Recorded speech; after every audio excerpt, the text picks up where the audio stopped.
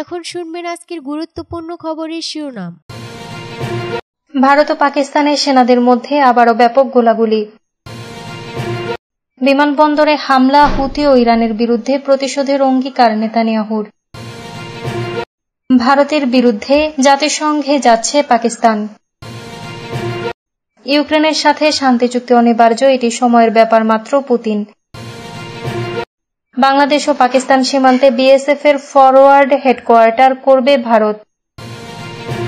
গাজায় অভিযান আরও বিস্তৃত করার অনুমোদন দিল ইসরায়েল। পাকিস্তানের যে হাতিয়ার ভারতীয় জেনারেলদের ঘুম কেড়ে নিচ্ছে।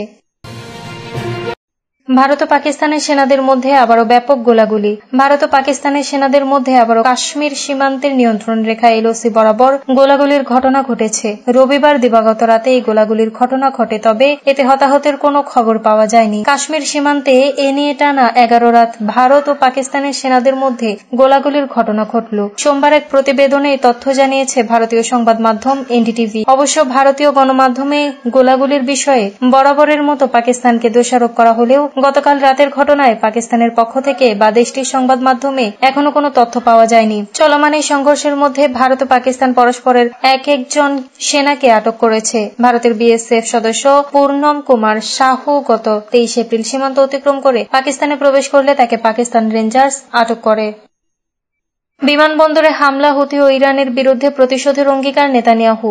ইসরায়েলের প্রধান বিমানবন্দরে ব্যালিস্টিক ক্ষেপণাস্ত্র হামলা চালিয়েছে ইয়েমেনের হুথি বিদ্রোহীরা। এই ঘটনার জেরে হুথি বিদ্রোহী ও ইরানের বিরুদ্ধে প্রতিশোধ নেয়ার অঙ্গীকার করেছেন ইসরায়েলি প্রধানমন্ত্রী বেনিয়ামিন নেতানিয়াহু। সোমবার ফরাসি বার্তা সংস্থা এএফপি তাদের এক প্রতিবেদনে এ খবর জানিয়েছে। খবরে বলা হয়, নেতানিয়াহু বলেছেন, হুথি বিদ্রোহীদের ও ইরানকেও এই হামলার পরিণতি ভোগ করতে হবে। সামাজিক মাধ্যম টেলিগ্রামে প্রকাশিত ভিডিওতে নেতানিয়াহু বলেন, অতীতেও ইরানের সমর্থন পুষ্ট হুথি বিদ্রোহীদের বিরুদ্ধে ব্যবস্থা নিয়েছে ইসরায়েল এবং ভবিষ্যতে উপযুক্ত ব্যবস্থা নেবে। এই দফায় এই প্রতিশোধমূলক পদক্ষেপ নেওয়া হবে না, বরং বেশ কয়েক দফায় প্রতিশোধ নেওয়া হবে, যোগ করেন তিনি। কাতার ভিত্তিক সংবাদ মাধ্যম আল জাজিরা তাদের এক প্রতিবেদনে খবর জানায়, আল জাজিরার যাচাইকৃত ছবি এবং ফুটেজ অনুসারে রবিবার ইরান সমর্থিত ইয়েমেনের বিদ্রোহী গোষ্ঠী হুথির ছোড়া একটি ব্যালিস্টিক ক্ষেপণাস্ত্র ইসরায়েলের বিমানবন্দরের সীমানায় আঘাত হানে, যার ফলে একটি রাস্তা ও যানবাহন ক্ষতিগ্রস্ত হয় এবং বিমান চলাচল বন্ধ হয়ে যায়।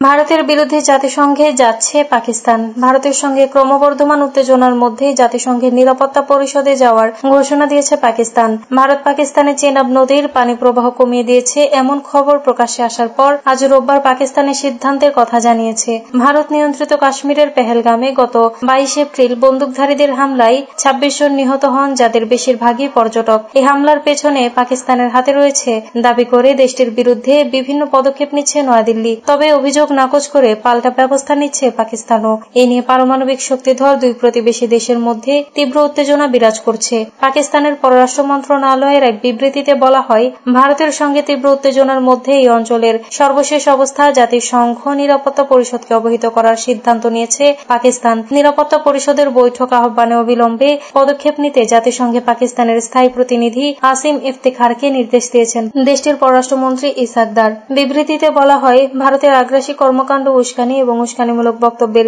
বিষয়টি জাতিসংঘ নিরাপত্তা পরিষদকে অবহিত করবে পাকিস্তান। বিবৃতিতে আরো বলা হয়, বিশেষ করে সিন্ধু পানি চুক্তি স্থগিতের মতো ভারতের বেআইনি পদক্ষেপের বিষয়টি তুলে ধরবে পাকিস্তান। পররাষ্ট্র মন্ত্রণালয়ের বিবৃতিতে আরো বলা হয়, আন্তর্জাতিক সম্প্রদায়ের কাছে প্রকৃত ঘটনা তুলে ধরতে পাকিস্তানের প্রচেষ্টায় অংশ হিসেবে গুরুত্বপূর্ণ কূটনৈতিক পদক্ষেপ নেওয়া হয়েছে।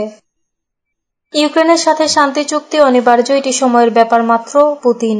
ইউক্রেনের সাথে শান্তি চুক্তিকে অনিবার্য বলে উল্লেখ করেছেন রাশিয়ার প্রেসিডেন্ট ভ্লাদিমির পুতিন। পুতিন বলেন, এটি সময়ের ব্যাপার মাত্র। রুশ সাংবাদিক পাভেল জারুবিনকে দেওয়া সাক্ষাৎকারে এসব কথা বলেছেন পুতিন। রবিবার রুশ বার্তা সংস্থা তাসের এক প্রতিবেদনে বলা হয়েছে, সাক্ষাৎকারে পুতিন বলেছেন, ইউক্রেনের সাথে চলমান এই যুদ্ধে আমাদের পরমাণু অস্ত্রের দরকার পড়েনি এবং আমরা আশা করি ভবিষ্যতেও তা প্রয়োজন হবে না। রাশিয়ার প্রেসিডেন্ট জোর দিয়ে বলেন, পারমাণবিক অস্ত্র ছাড়াই রাশিয়ার কাছে যথেষ্ট শক্তি ও সম্পদ আছে এই বিশেষ সামরিক অভিযান সফলভাবে শেষ করার জন্য। তিনি বলেন, 2022 সালে যা শুরু হয়েছিল তা রাশিয়ার প্রয়োজনীয় ফলাফলের সাথে একটি যৌক্তিক পরিণতিতে পৌঁছানোর জন্য আমাদের যথেষ্ট শক্তি ও সামর্থ্য আছে। তিনি আরো বলেন, ইউক্রেনের সামরিক অভিযানের সময় রাশিয়া ধৈর্য ধরে আছে। কিছু মহল আমাদের ভুল পদক্ষেপ নিতে প্ররোচিত করার চেষ্টা করছে। পুতিন স্পষ্টভাবে উল্লেখ করেন, রাশিয়া ও ইউক্রেনের মধ্যে শান্তি ও সমঝোতা অনিবার্য।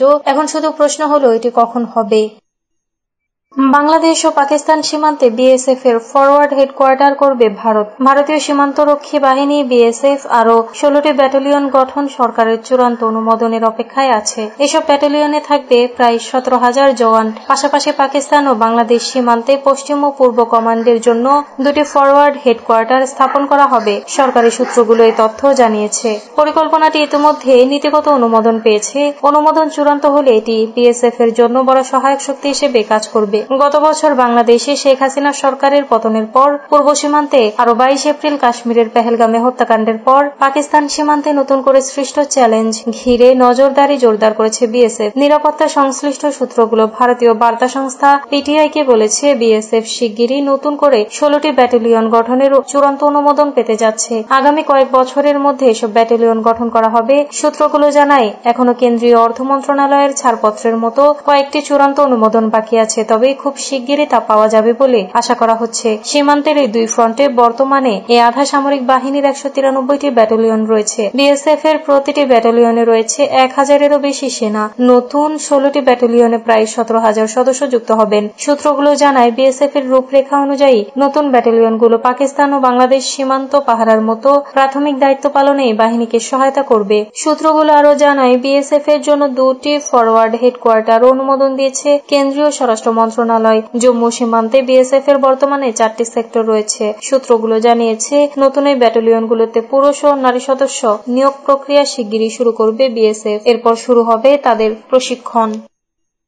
গাজায় অভিযান আরো বিস্তৃত করার অনুমোদন দিল ইসরায়েল। ইসরায়েলি প্রধানমন্ত্রী বেনিয়ামিন নেতানিয়াহু মন্ত্রিসভা গাজায় আক্রমণাত্মক অভিযান ধীরে ধীরে সম্প্রসারণের অনুমোদন দিয়েছে। ইসরায়েলি পাবলিক ব্রডকাস্টার কান সোমবার কথা জানিয়েছে। ইসরায়েলি সেনা প্রধান লেফটেন্যান্ট জেনারেল ইয়াল জামির রবিবার এক বিবৃতিতে বলেছেন, ইসরায়েলি সেনাবাহিনী ইতোমধ্যেই ফিলিস্তিনি স্বাধীনতাকামী গোষ্ঠী হামাসের বিরুদ্ধে গাজা অভিযান সম্প্রসারণের লক্ষ্যে রিজার্ভ বাহিনী কয়েক হাজার সেনাকে ডেকেছে। ইয়েমেন থেকে ছোড়া হুথির একটি ক্ষেপণাস্ত্র অংশ ইসরায়েলের প্রধান প্রবেশদ্বার বেন গুরিয়ন বিমানবন্দরের কাছে পড়ার কয়েক ঘণ্টা পরে নেতানিয়াহু বলেছেন যে তিনি গাজায় যুদ্ধের পরবর্তী পর্যায়ে আলোচনা করার জন্য নিরাপত্তা মন্ত্রিসভা আহ্বান করেছেন। ইসরায়েলি সেনাবাহিনীর বিবৃতি অনুসারে, আমরা আমাদের জনগণকে জিম্মিদের ফিরিয়ে দেওয়ার এবং হামাসকে পরাজিত করার লক্ষ্যে চাপ বৃদ্ধি করেছি।